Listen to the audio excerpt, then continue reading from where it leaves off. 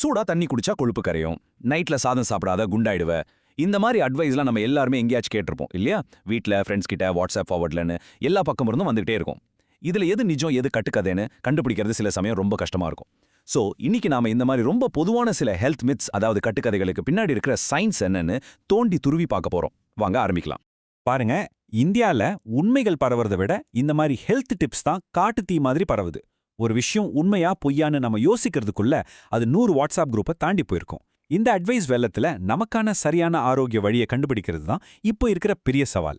So இன்னைக்கு நம்மளோட இந்த அலசல்ல இந்த 4 முக்கிய விஷயங்களை பத்தி பார்க்க போறோம். முதல்ல இந்த அட்வைஸ்லாம் எங்க இருந்து தான் வருதுன்னு பார்க்கலாம். அப்புறம் சாப்பாடு மற்றும் உடற்பயிற்சி பத்தின கட்டுக்கதைகள். கடைசியா உண்மையான ஆரோக்கியத்துக்கு என்னதான் வழின்னு நாம தெரிஞ்சுக்கலாம். சரி, முதல் பகுதிக்குள்ள போலாம். இந்த ஹெல்த் டிப்ஸ், இந்த கட்டுக்கதைகள்லாம் எங்கேருந்து தான் கிளம்புது? இதை நம்ம முதல்ல புரிஞ்சுக்கிட்டாதான் ஏன் இது இன்னமும் நம்மள சுத்தி வலம் வந்துட்டு இருக்குன்னு தெரியும். நம்ம பாட்டி சொல்ற வைத்தியத்துல இருந்து வாட்ஸ்அப்ல வர்ற ஃபார்வர்ட் மெசேஜ் வரைக்கும், ஏன் ஜிம் ட்ரைனர், இன்ஸ்டாகிராம் இன்ஃப்ளூயன்சர்னு பல பேர்கிட்ட இருந்து நமக்கு அட்வைஸ் கிடைக்குது. அவங்க எல்லாரும் நல்ல எண்ணத்துல தான் சொல்றாங்க, அதுல சந்தேகமே இல்ல. ஆனா அதுக்கெல்லாம் சயின்ஸ் படி ஆதாரம் இருக்கான்னு கேட்டா பெரும்பாலும் இருக்காது. இதனால எதை நம்புறது எதை விடுறதுன்னு நமக்கு ஒரு பெரிய குழப்பமே வந்துடுது.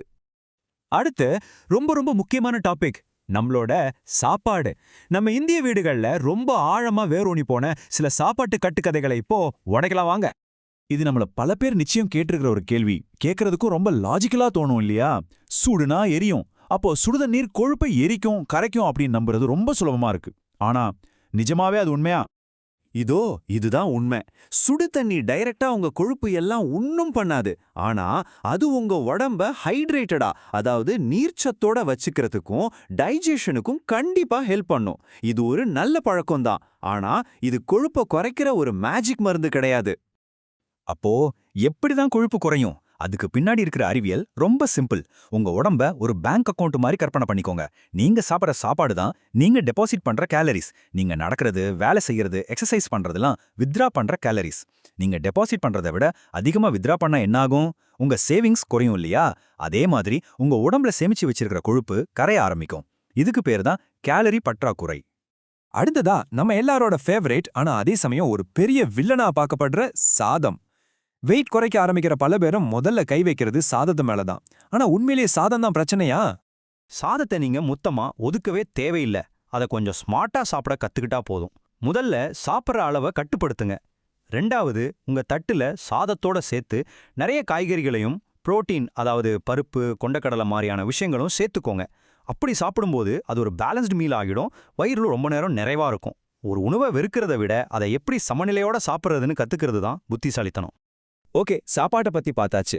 இப்போ உடற்பயிற்சி விஷயத்துல இருக்கிற சில பொதுவான தவறான நம்பிக்கைகளை பத்தி பார்க்கலாம் வாங்க.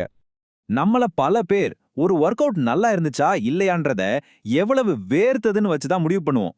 சட்டை நினைற அளவுக்கு வேர்க்கலனா இன்னைக்கு சரியா ஒர்க் அவுட் பண்ணலையோன்னு தோணும். இதுல எந்த அளவுக்கு உண்மை இருக்கு? அறிவியல் என்ன சொல்லுதுன்னா, வேர்வைங்கிறது நம்ம உடம்போட ஏசி மாதிரி ஒரு கூலிங் சிஸ்டம்.